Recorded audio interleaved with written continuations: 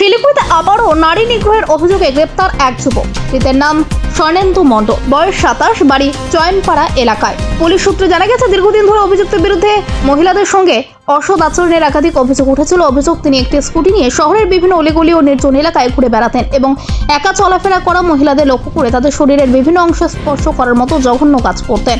সর্বশেষ ঘটনা ঘটে হাকিমপাড়া এলাকায়, যেখানে এক কলেজ ছাত্রীর সঙ্গে এই ধরনের অসৎ আচরণ করা হয় বলে অভিযোগ। ওই ঘটনার পর 19 তারিখ শিলিগুড়ি মহিলা থানায় একটি লিখিত অভিযোগ দায়ের হয়। অভিযোগ সামনে আসতেই আরও কয়েকজন মহিলা একই ধরনের অভিজ্ঞতার কথা জানিয়েছেন। পুলিশ দ্রুত তদন্তে নেমে অভিযুক্তকে শনাক্ত করে গতকাল রাত প্রায় 9:30 নাগাদ জলপাই মোড় এলাকা থেকে তাকে গ্রেপ্তার করে শিলিগুড়ি মহিলা থানার পুলিশ। আজ ধৃতকে শিলিগুড়ি আদালতে তোলা হয়।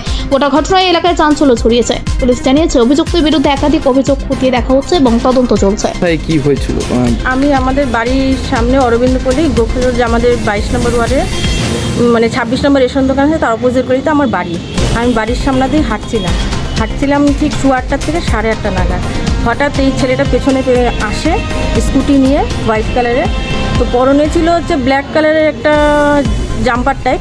তো পেছনে আমি যখন ব্যাক করছিলাম ঘুরে নিয়ে, ও মানে হঠাৎই আমার এখানে মানে হাত দিয়ে আমার এখানে যে পরনে ছিলাম সেটা আমার এখানে টেনে ছিঁড়ে দেয়, যার জন্য মানে আমি আর ওখানে দাঁড়িয়ে থাকতে পারিনি। আমি এইভাবে করে বাড়ি চলে আসছি। সাথে সাথে আমাদের পাড়ায় যে সিসিটিভি ফুটেজ আছে ওখানে দেখে নিয়ে তারপরে আমি মানে আমার হাজব্যান্ডকে বলাতে সাথে সাথে এসে আমরা কমপ্লেন জানাই।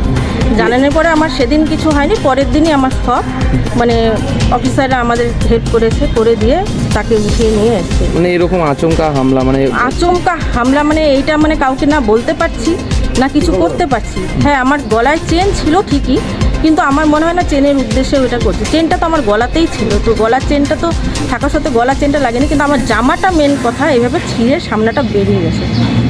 আমি 17 তারিখ মঙ্গলবার 7:32 আমার মেয়েকে টিউশনে দিয়ে আমি বাড়ির দিকে যাচ্ছি।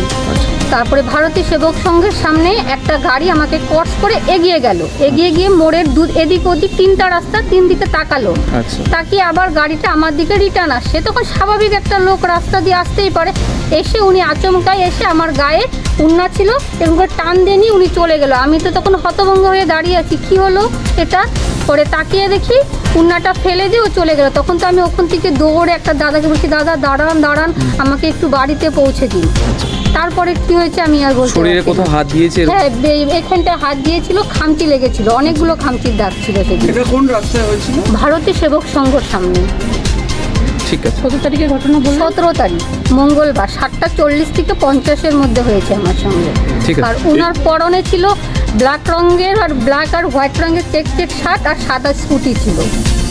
এই ঘটনার পর আপনি কি কাউকে জানিয়েছিলেন? না, আমি দৌড়ে মানে একটা লোককে ধরে বলছি, আমাকে একটু প্লিজ বাড়িতে পৌঁছে দিয়ে আসেন না। বললো কি হয়েছে? আমি বললাম এই আমার সঙ্গে ঘটেছে। তখন আমাকে উনি বাড়িতে পৌঁছে দিয়ে আসলো। তখন আমি মানে আমাদের পাড়ার সবাইকে বললাম, পরে হাজব্যান্ড এসে পরে থানায় এফআইআর করে গেছে।